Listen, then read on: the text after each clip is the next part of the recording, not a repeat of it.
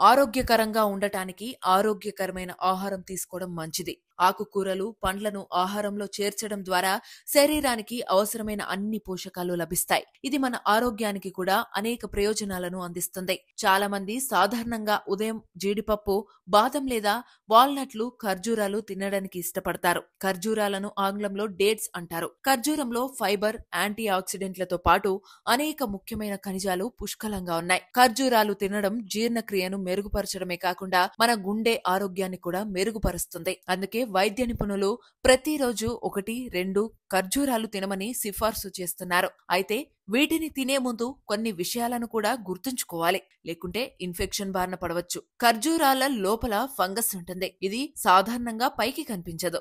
దానిని కట్ చేసినప్పుడు ఈ ఫంగస్ ను గుర్తించడం సులభం అవుతుంది. ఖర్జూరాలు సహజంగా ఎక్కువ చక్కెర, తేమను కలిగి ఉంటాయి. ఇవి వాటిలో ఫంగస్ సంభావ్యతను పెంచుతాయి. కొన్నిసార్లు ఫంగస్ రంగు తెలుపు, ఆకుపచ్చ, నలుపు లేదా గోధుమ రంగులో ఉంటుంది.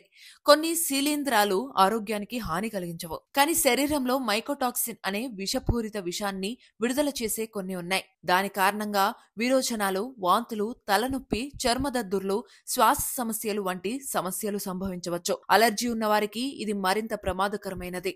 ఆస్తమాను కూడా ప్రేరేపిస్తుంది.